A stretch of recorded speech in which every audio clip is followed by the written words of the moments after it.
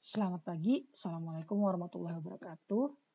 Sekarang kita bergerak ke algoritma yang kedua, masih dengan pendekatan brute force, dengan strategi brute force. Kita akan memahami dulu algoritmanya. Ini adalah algoritma pencarian beruntun atau biasanya disebut dengan sequential search atau ada juga yang menyebut linear search gitu. Karena dia memang dicarinya secara linear gitu ya, mulai dari posisi pertama sampai posisi terakhir. Atau bisa juga sebenarnya kita carinya dari posisi terakhir sampai posisi pertama gitu. Intinya adalah semua tempat kita cari satu-satu. Ya.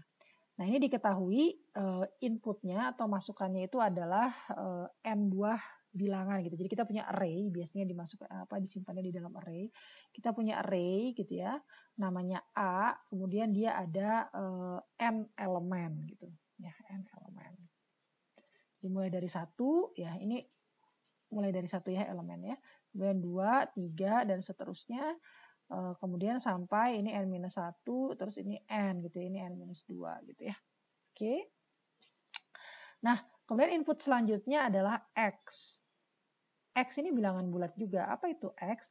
X itu adalah bilangan yang dicari gitu ya. Jadi saya pengen nyari ini ada x bilangan bulat. Saya tuh pengen tahu gitu. Si x ini ada nggak sih di dalam array A? X ini ada di sini nggak sih? Oh nggak ada, atau ada di sini, atau ada di sini, atau ada di sini. Terus cari sampai terakhir gitu ya. Jadi saya pengen tahu kemunculan X itu ada nggak sih di A gitu. Yang diperhitungkan adalah kemunculan yang pertama saja gitu. Karena kan bisa jadi X itu muncul di beberapa tempat di array A gitu ya. Tapi yang kita perhatikan pokoknya ada nggak gitu. Jadi jawabnya ada atau enggak aja gitu ya. Oke, outputnya itu adalah indeks, berarti tempat di mana pertama kali X ditemukan di dalam array A gitu ya. Jadi misal ya, misal si X itu ditemukan di sini nih, di elemen ketiga. Maka indeksnya akan berisi bilangan 3 gitu. Yang artinya adalah, oh X ada, ditemukan pertama kali di posisi atau di elemen ketiga dari array A gitu. Oke. Jadi ini masukannya. Kemudian, kalau X tidak ditemukan, maka indeksnya akan diisi dengan nilai 0. Karena kan 0 itu tidak ada ya, posisi 0 di sini kan dia mulainya dari 1 sampai N gitu. Jadi ini masukannya adalah A1 sampai AN ini kurang ya. Masukannya berarti ada X juga. Kemudian keluarannya adalah indeks ya, IDX tadi. Oke. Kita pertama kali deklarasi seperti biasa ada variabel counter K yang dia akan bergerak menyusuri, melihat ini mana ada nggak gitu ya. Oke, K-nya pertama kali disetel menjadi 1, berarti K-nya pertama kali di sini gitu ya. Nah, kemudian selama K-nya kurang dari N, artinya K akan bergerak mulai dari 1 sampai N-1 nih terakhirnya. Karena K kurang dari N kan ya. Oke, jadi saya nyarinya tuh cuma sampai sini aja. Kenapa kok N-nya nggak dicari? Nanti kita lihat. Nah, kemudian dan kapan saya bergerak nih si K-nya gitu. Kapan saya bergerak si K-nya? Selama dia belum ketemu kan. Karena kalau udah ketemu ngapain saya maju lagi. Kan udah ketemu sekali udah gitu ya. Selesai. Ya. Jadi saya akan bergerak selama belum ketemu dan selama masih ada gitu. Saya masih bisa nyari gitu. Jadi kalau misalnya nyarinya satu ini belum ketemu ya saya masih nyari gitu. Selama masih ada angkanya ya saya masih cari terus. Gitu ya. Jadi dia tidak menyerah sampai N-1 ya. Sampai mentok. Kecuali udah ketemu di tengah-tengah sebelum N-1 ya bagus, berarti kan lebih cepat gitu ya. Oke. Jadi selama tadi, selama K-nya masih ada, selama angkanya masih ada dan selama dia belum ketemu, belum sama dengan X gitu ya, masih tidak sama dengan X, maka saya akan selalu masuk ke loop dan saya selalu akan melakukan increment terhadap si counternya. Jadi K-nya selalu counternya maju gitu ya. Oke. Nah, kenapa dia berhenti sampai di sini? Itu karena nanti bakal dicek di sini juga. Sekarang kita lihat kasus yang pertama dulu. Kasus yang pertama adalah ketika dia ditemukan sebelum nyari di terakhir. Kan mungkin kan ya.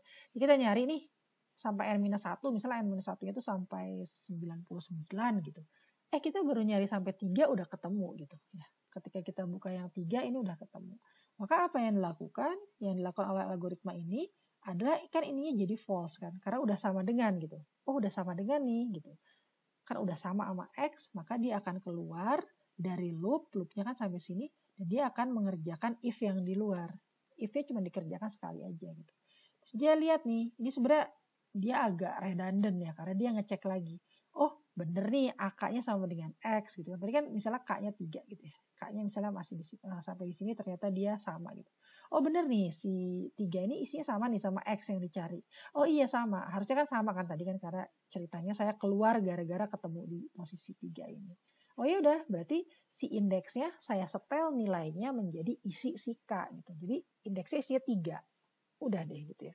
Artinya kita tahu bahwa si X itu ditemukan di array A di posisi ke-3 gitu ya. Itu kasus pertama. Kasus kedua adalah kalau ternyata dia ada di terakhir gitu. Ada di sini di N.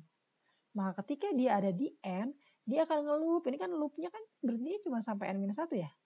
Sampai N-1 gitu hampir terakhir dia belum ketemu juga. Nah kalau belum ketemu juga, ya udah dia keluar nih. Jadi pas K-nya bergerak di sini, dia pasti sudah tidak memenuhi kondisi yang pertama. Karena K-nya udah nggak kurang dari N lagi, tapi K-nya udah sama dengan N.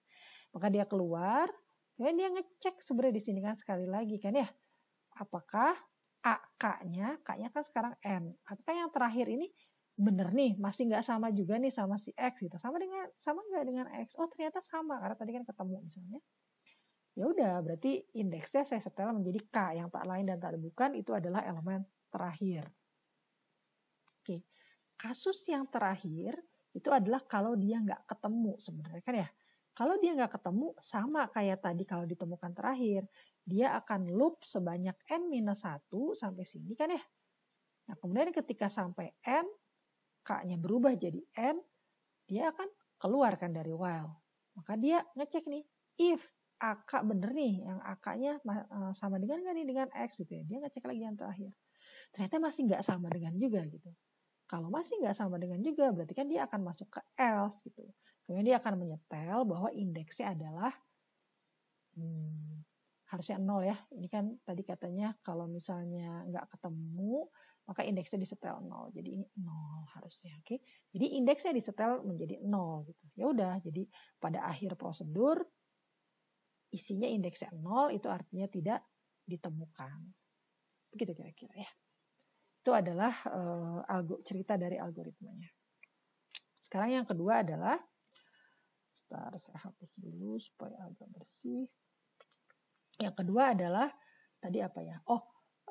Input size ya. Ini input size jelas ya kalau misalnya array kayak gini dari A1 sampai AN, ya berarti input size-nya sebanyak bilangan input tadi gitu ya. Jadi